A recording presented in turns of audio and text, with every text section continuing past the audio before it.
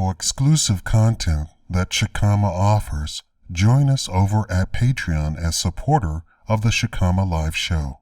That's video content you won't see on YouTube that can help you grow and maintain your wealth, financial education wrapped up in plain English, and video series of interesting and thought-provoking topics.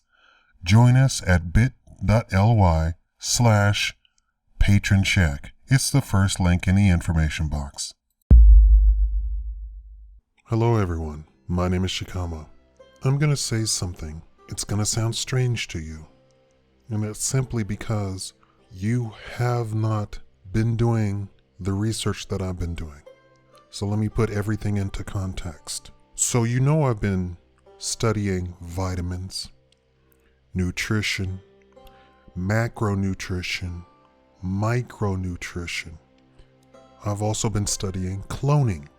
And there's this giant circle, or a sphere, if you will. So circle means it's just one fact that leads to another, but it's more like a sphere, more like a giant sort of three-dimensional web that stretches out into all sorts of directions, and everything is interrelated. Here's the statement. I believe that mankind should be able to be immortal, that death is not an inevitability. I believe we have the technology right now, as I speak right now, that there should be no reason that a human being shouldn't live 500, 1,000 years. Now, here's the deal that you need to ask yourself. What has Shakaama seen that leads him, a logical, intellectual, unemotional guy, to believe that human beings have the capability of being immortal with the technology that we have now? On a molecular level, on a molecular biological level, the human body is always renewing itself.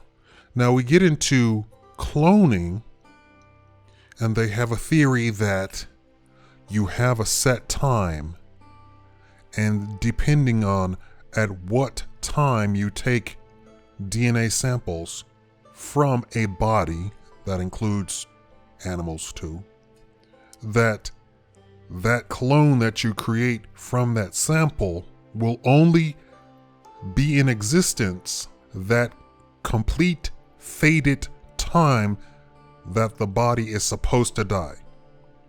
However, there's an entire other branch that says that you could literally infinitely keep cloning something. Now, I'm not talking about cloning as immortality. I'm talking about just the subject of cloning, so don't get that confused, okay? So the other branch of cloning says that you could indefinitely keep taking samples, and that there is no fated time that something should die. Literally, the first group is saying that if you took a sample of DNA from the body 1 second before it's supposed to die, went through the entire cloning process, that poof, when you've completed that process, 1 second later, the thing would fall over. It sounds ridiculous on its face, doesn't it? So they're literally saying that you could take a pure DNA sample from a man on his deathbed, create a little boy, and the little boy would die, within days. It does not stand, it just doesn't seem logical. So the second group of cloning, or faction, cloning faction, says you can just complete taking samples and samples and samples. The first group seems like a bunch of crazy monks that live in some weird fantasy Hindu type of theology where everything is fated and they believe in weird premonitions and prophecies or something like that, right? Well, I believe in the second group. It stands to reason that you can indefinitely take samples and clone stuff. Okay, now that we've established that, here's another thing. On a molecular level, on a biological level, the human body, in everything that it is doing, is constantly renewing itself. A guy that quote unquote dies of quote unquote old age still has skin renewing itself, organs renewing itself, hair renewing itself, everything in the body renewing itself. Why does he really die? Because that process is overcome by toxins, disease in the environment, and lack of nutrition, which even back to ancient Egyptian times, ancient African times, they said that disease only comes from the lack of nutrition, and that in the face of nutrition, there is no disease. Even deformities are simply the mother having a lack of nutrition in the proper spots, and she gives birth to deformity. That had she had perfect nutrition, you would not have deformity being born. And there is research to bear this out as well. Now, when you get into the study of DNA, you see that you might have some sort of tendency to have some sort of disease, or you have some sort of tendency to have some sort of deformity, but the realization of that tendency may or may not come to fruition. And in the face of proper 100% perfect nutrition and exercise, it can overcome and even make dormant whatever DNA tendency that you have latent in your genes. So what am I saying? We know that the human body does slow down as you get older. But what does that actually mean? Now they're discovering that it's not that you're slowing down, it's that with age, the cellular acceptance of certain nutrients becomes harder. So what do you have to do? With our technology, we know that we can actually identify the specific nutrient, supplement to overcome the resistance of accepting that nutrition. What am I trying to say? Instead of nutrients, let's say bananas. Let's say when you're 6 years old, if you eat one banana, it's like eating 10 bananas. If you're 10 years old, now you need a banana and a quarter to equal 10 bananas. When you're 20 years old, you need a banana and a half to equal 10 bananas. But by the time you get 40, you would have to eat 10 bananas to equate 10 bananas of nutrition. By the time you get 60, you would have to eat 20 bananas to equate. But here's the deal. You know, with our technology now, that you need 20 bananas at 50, that you need 30 bananas at 60, that you need 40 bananas at 70 to equal 10 bananas of nutrition. You get it? But here's the deal. People don't think like this.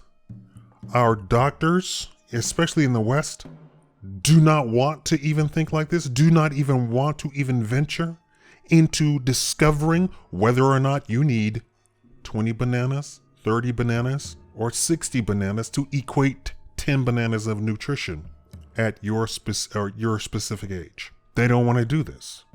And it's because of the way the society is run and the greed that's involved. And this is pure greed. This is not capitalism. Everybody wants to say, oh, that's capital. No, that's not capitalism. You know what's funny about capitalism? Just to go off on a tangent for just 1 second. Capitalism says, as the market grows older, processes become more efficient. Therefore, everything should be cheaper as the market grows older. So then you have to find new and inventive ways to amass and accumulate more wealth because everybody is going to be wealthy. So the medical industry is operating on pure greed. It's not even operating on capitalism. If it were operating on capitalism, we would not have the state of healthcare that we have in the United States. So now, literally, you are being starved of your 10 bananas of nutrition, and then you grow older, and people said, oh, he died of natural causes. No, he did not die of natural causes. You starved him of his 10 bananas of nutrition. If you gave him 30 bananas to equate the 10 bananas of nutrition, he would be fine. And there is a lot of nutrients in the body like that as you get older, there is less acceptance of that nutrient, or I don't want to say acceptance. I'm trying to use real general, easy to understand terms. There's less resistance to not accepting the nutrient. So literally, you can have vitamin C pass by, but you only take 10% of the vitamin C. This is why we're getting into bioavailability. And this is why I talked about my vegan stuff. And humans actually accept meat, animal proteins much faster, more readily than plant proteins and plant nutrition. Now that's a documented fact. It's not a conjecture and it's not a cult sort of mantra. Meat is more bioavailable than plant matter into the human body. That's why you don't even have to eat that much meat to get your full nutrition. Literally, if you're dealing with grass-fed, clover-fed, especially clover-fed, organically produced, no hormones, no shots, no vaccines. If you ate the steak the size of the palm of your hand every day, you'll be fine. You'd be A-okay. And no, meat doesn't kill you. Meat doesn't cause cancer. Meat doesn't cause indigestion. There's no documented proof of that. It is far more bioavailable than plant matter. So literally, you digest it far better. I know there's a lot of misinformation out there. Now, what is the proverbial nail in the coffin for my theory that human beings should be immortal? It's in the study of DNA and replication. DNA renewal and replication is continuous. It never stops, even on your deathbed. So if you took away the toxins of the world, that includes the home that you live in. So you would literally have to not live in one of these modern homes that have a whole bunch of electrical fields, radioactive fields, isotopes floating around, ground toxins, toxins seeping in from the walls, the floors, the asbestos, all of this stuff. Eating off of plastic, drinking out of plastic, eating soy, drinking fluoridated water, and now they have a new ammonia that's being introduced in the water on purpose. They are literally trying to kill you. Literally trying to kill you. The human body is so resilient. This is why this whole ignorance of a lot of the stuff about food and veganism, vegetarian, and all this other stuff is just so inane. And they point to it like, see, look, this guy he became skinnier and that's evidence of health?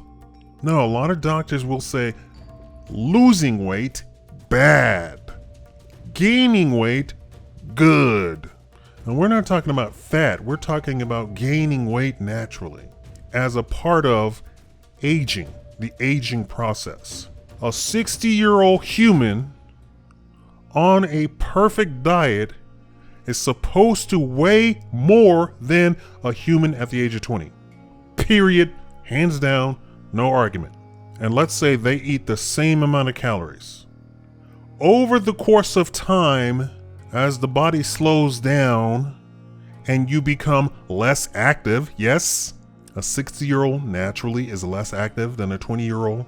That less activity catches up with a human so that the 60-year-old human weighs more than the 20-year-old human. That is a state of just pure nature. And to say that losing weight is a good thing as evidence of health is ignorance, pure ignorance. It's not evidence of anything other than losing weight. And then you have to look at why exactly is the person losing weight? Are they losing weight because their diet is so much better than it was before? Then you have to question, is it? Is it really? Does that body have all of the nutrition that it needs? Does that body have all of the calorie that it needs? Is that body operating at a caloric deficit? Just on the pure face of it, without any study whatsoever, not even looking into the person's diet or what they're eating, they are obviously operating at a caloric deficit if they're losing weight, by definition.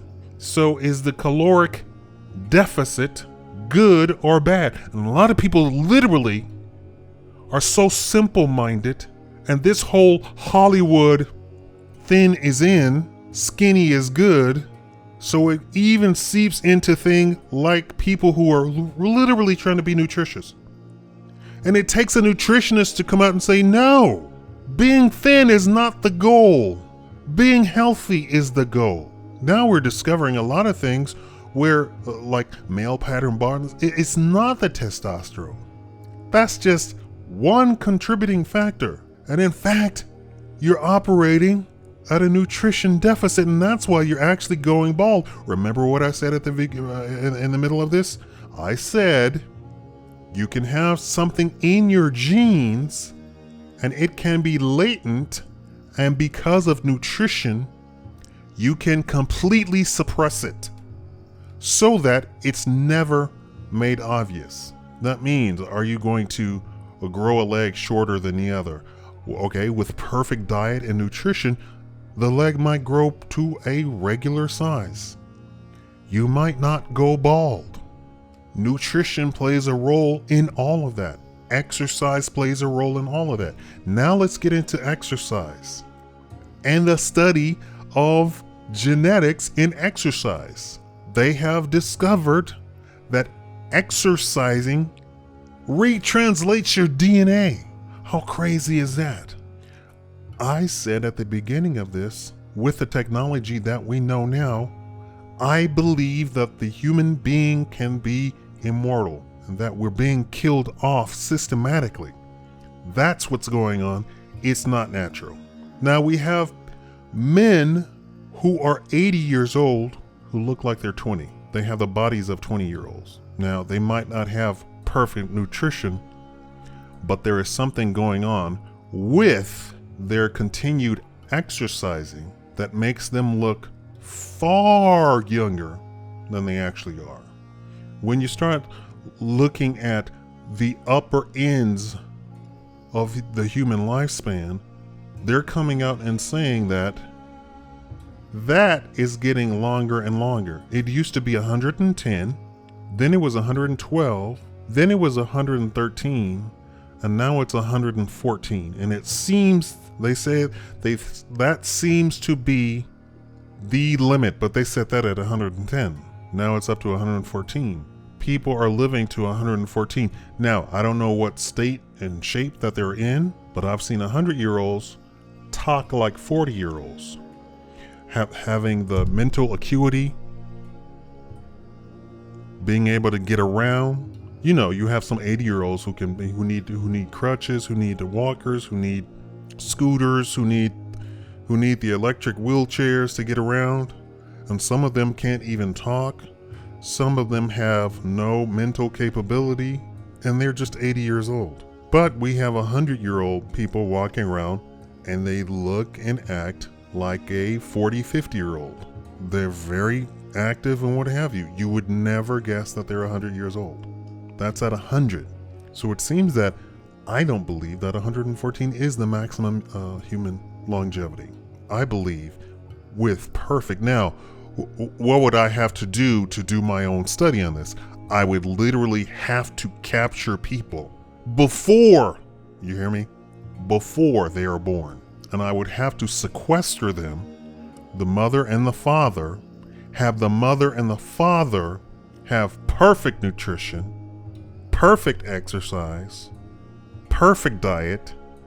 Then they have the child, and have the child have perfect nutrition, perfect exercise, perfect environment, and then test to see how long this person would live. Would anything develop? Now there's the people, the medical community, who says that you need toxins, you need diseases so that you can overcome them and they do not kill you. Well, I don't know about that, but I believe if you lived in a perfect environment with perfect nutrition, with perfect exercise, I believe you could be immortal. None of this weird satanic New World Order, Illuminati, we're gonna ascend and we're gonna call up the devil and we're gonna rule the planet and we're gonna kill off all the, none of that crazy, ridiculous crap. Just pure science, pure nature. Perfect and perfect nutrition tailored to that person. And take a sample and test them every week of their entire life. We would have to literally get people to volunteer themselves for that. And it would have to be on a massive scale, like 10,000 people, 10,000 humans from every racial group, every culture, as varied as we possibly can. And I'm not talking about the Third Reich's perfect Aryan human. I'm talking about every human, every type of human that we can find, and test all of them. Perfect environment, perfect nutrition. Of course, I bet if I did that study that I would just have everybody come out of the woodworks to stop the study. Even if the people signed away their entire life, completely agreed. Why would they stop it? Because the answer or the conclusions that I could draw from it, even if I got somebody to live just to 200 years, would be devastating to all sorts of industries. The medical community, the government, the big pharma, big pharmaceuticals, everything. Just imagine you do not need a headache pill at any point in your entire life. You don't even need a cough drop in your entire life. How many industries would be so affected?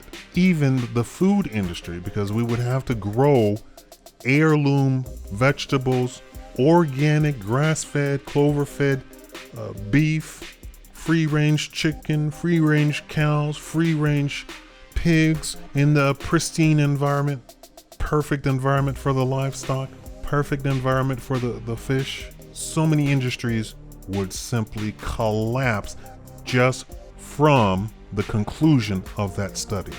And this is why they don't do it. I believe humans can be immortal. Tell me what you think. Before you say, oh, that's crazy, please go and look up everything that I talked about. Thank you for watching the Shakaama Live Show. Now, there is nobody talking about specifically what I just said, but all of these disciplines are a part of this conclusion that I've come to. So you would have to study all of those disciplines: nutrition, genetics, biology, toxicity. Thank you for watching Shakaama Live Show. Please subscribe if you haven't. Please like the video so it creates discussion so more people can see it and discuss it. Thank you.